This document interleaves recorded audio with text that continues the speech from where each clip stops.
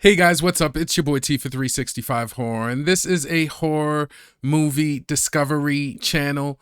I am just here to put as many horror movies on your watch list as possible. And today we're going to be looking at 4 brand new releases for you guys to watch and stream. So let's get into it right now.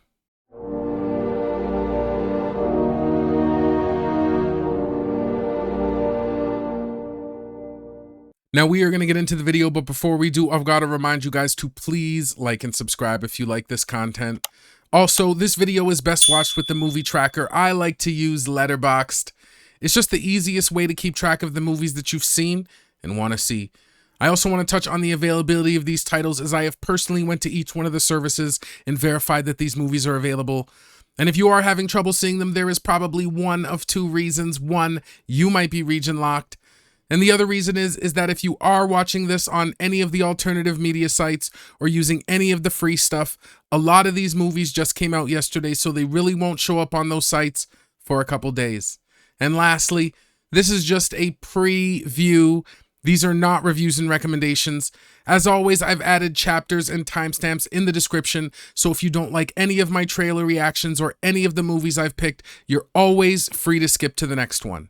And if you did want some reviews and recommendations, then I suggest you watch my new movie review series, my You Should Watch series, or any of my movie list series. This here is just a little something for the diehards like me that are always looking for something new to watch.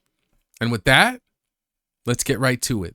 So the first movie we're going to take a look at today is a straight horror named Final Destination Bloodlines. And this movie is available on Google Play, Apple TV, and Prime Video. Maybe Death's not actually coming for our family. Because that would be crazy. Plagued by a reoccurring violent nightmare, a college student returns home to find the one person who can break the cycle and save her family from the horrific fate that inevitably awaits them. It is directed by Zach Lipovsky and Adam B. Stein. Okay, so after watching the trailer for Final Destination Bloodlines, this looks like a good, tense, passable curse supernatural horror. When it comes to the creeps and scares, I'm sure we're going to get our usual round of like really good jump scares, but what I'm actually here for and what I love these Final Destination films for is the tension. There's just that great element of like this slow burn dread while you're really waiting for fate to strike. And then with that, you get like these cruel, creative kills, and to me, that's the real draw. And then, of course, it is a Final Destination movie, so you've always got a really good gore element. And even though the Final Destination movies generally aren't splatter fests, you're usually just treated with this good, gory kind of brutality. Because the series has always successfully given us these like creative, brutal kills, and this one looks no different. One of my favorite things that occurs in this movie are the big, massive kind of beginning destruction scenes. And even when you see like a bunch of it in the trailer, I don't think this one's going to disappoint. And obviously with this movie, we're looking at just a bigger budget, major studio kind of quality. So there's going to be no B-movie vibes here. And also it's a little bit of a bittersweet pill to swallow, but we do also get Tony Todd's final film appearance. Rest in peace to a horror legend. Now, as for the story, sure, we can both kind of argue about how the Final Destination film plots are getting a little bit stale, but I do feel that that's kind of the point, because I think that a good franchise film isn't really there to reinvent the wheel, but give us at least a little bit of a new spin or twist on something that we love. And they've actually been doing this with every film throughout the franchise, but I like, even though it's a whole different cast and a whole different kind of fate scenario, that they still try to keep the films a little bit connected. And I know it's not like an insane continuation, but it is something that keeps my interest. But the only hesitation and trepidation I have about this one is how fast it left theaters.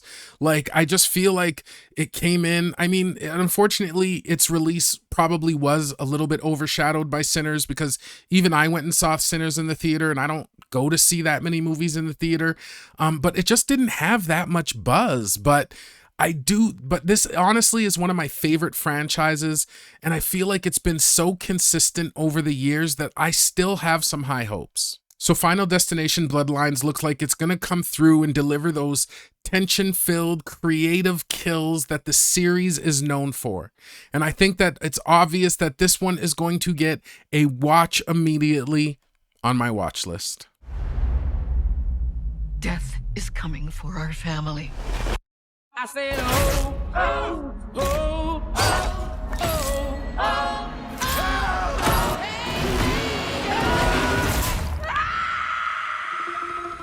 Next film we're going to take a look at is a straight horror named Garden of Eden. And this movie is available on Amazon Prime.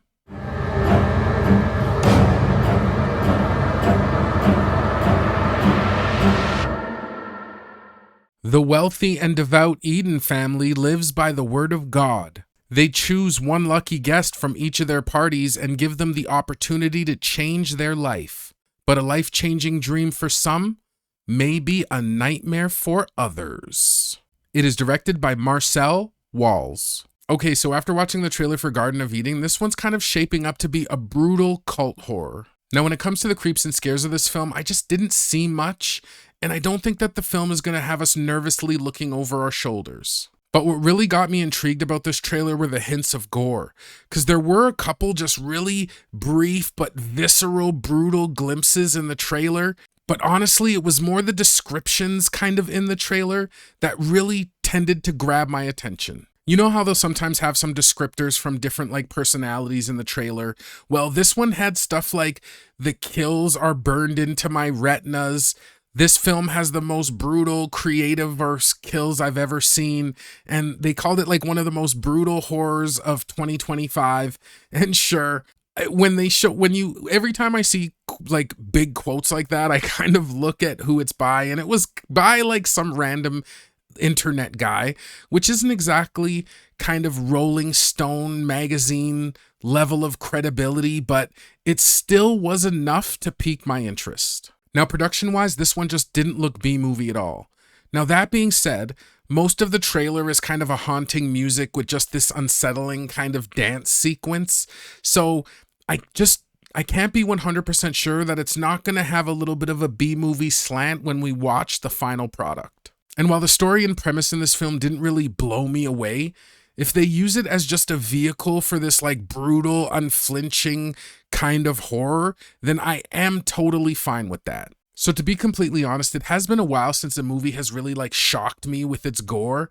And if this movie even has, maybe not a shred of, but if this movie has all of the brutality that it's teasing, this could be a wild ride. And while Garden of Eden does look decent overall, I think it's just the promise of those shocking, brutal kills is going to earn it a regular to probably a higher spot on my watch list.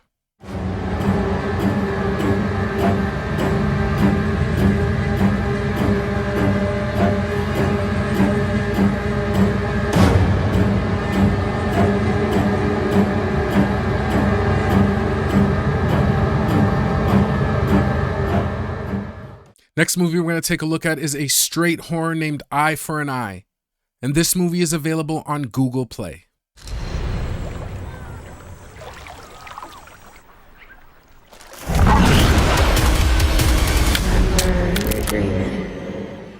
This film follows the story of Anna, who grieves the death of her parents as she moves from New York to Florida to stay with her grandmother. She falls in with some other teens, but when she sees a grisly act of violence, she finds she's trapped. It is directed by Colin Tilley. Okay, so after watching the trailer for Eye for an Eye, this one looks like a solid, almost supernatural neo-monster horror. And when it comes to the creeps and scares in the trailer, it does look like it gives off a pretty good vibe. And it looks like it's going to deliver some well-timed tension and a few good jump scares along the way. We get a few quick shots of people kind of getting their eyeballs ripped out, and along with some other kind of pretty unsettling imagery. So when it comes to like blood and gore, I think this is going to be a film that horror fans can appreciate. Now, production-wise, this one feels polished with a pretty decent-sized budget. So again, no real B-movie vibes here. And when it comes to the premise, I think that has an interesting angle too, because you almost get like this Jeepers Creepers mixed with a Nightmare on Elm Street, which is kind of awesome. But I do think the film is going to kind of, at its core, lean more into being just a bit of a monster horror. Like, I don't think it's going to be anything that's necessarily breaking new ground, but it still could be a fun ride. One of the things that I'm personally excited about is, again, just that kind of nostalgic Nightmare on Elm Street vibe. As a kid who like really did suffer with nightmares, I hope that they can like successfully tap into that and give me a couple of nostalgic creeps along the way. While Eye for an Eye isn't really blowing me away, it definitely looks like it's going to be a decent watch. So I think this one's going to get a regular spot on my watch list. Well, I'm from Brooklyn. Both my parents died in a car accident. I'm living with my grandma now. What happened to her eyes? Sandman is what happened to your grandma. Sandman? May was mean, callous, wanted everything her way. One night she woke up and there he was. All right, guys, last movie we're going to look at on a short week, and this movie is a horror mystery named Alma and the Wolf. And this movie is available on Google Play, Apple TV, and Prime Video.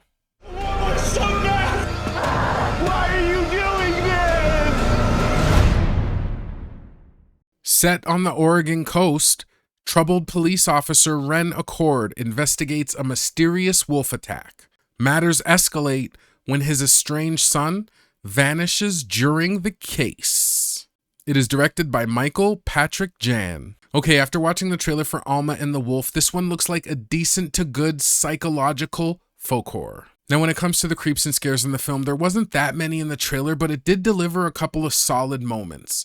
But I do really think that this movie is going to lean way more into the mystery, not really full-on horror. Now, as for the gore, there was a couple of like quick, brutal glimpses in the trailer, but just nothing kind of overly done. So I don't think it's going to really focus on the gore. Again, I think it's going to focus on mystery, but that's just from what they were kind of showing us in the trailer. And the production for the film looks decent. Like, it's not big budget, but it's polished enough. And the performances that we see in the trailer felt believable, which is always kind of good when it's coming to this kind of slower burn, more narrative-driven horror. But one of the elements that really pulled me into this film was the premise, because the mystery in the film feels layered and intrigued right from the start. And there are a few elements that we do see in this trailer that I really think could pay off as the story unfolds. Now, Alma and the Wolf looks like a solid mystery with some dark folk horror vibes that could really keep us guessing. And because of that, I think this one has earned a regular spot on my watch list. Yeah, this is Ren. You're saying Jack is missing? When's the last time you saw him? I had a date. You mean the woman you picked up last week? Tell me what actually happened. A wolf killed my dog. Well, guys, that's going to do it for another episode of brand new releases for you guys to watch and stream. I hope you like this content, and if you did find a couple of gems for your watch list, please leave me a like and subscribe. So if I had to make one pick this week, I think it's going to be Clear, because there's only one film that I was glazing like big time, and that is Final Destination Bloodlines. I just love the premise of this franchise. I've loved almost every movie. Like, I can't really think of a bad one. Like, sure, there's ones I prefer more than the others. Like, I thought 5 was really good. Some of them have better kills than the others. But overall, I just always really like this franchise, and I really like kind of the tension it builds in its kills. And I just really like everything about it. I think it's got good gore. You get a couple of jump scares, and the story is usually okay. It kind of reminds me a bit of like The Ring. Like, they kept making the story because the franchise was like so popular, but it isn't always like the deepest thing. But again, I don't think that's fully the point. I think the point is the tension, the kills, the questions, you know what I mean? And to see how they just solve it, who makes it, who doesn't. So in that respect, I think we're looking at another good entry into the series, and that's going to be my pick of the week. Well, guys, that's it for me for real this time, as I have got a ton of movies to watch. If you've made it this far into the video, thank you. I appreciate you. I hope you guys have been well and taking care of yourselves, and I will see you guys in the next one. Peace. Good luck.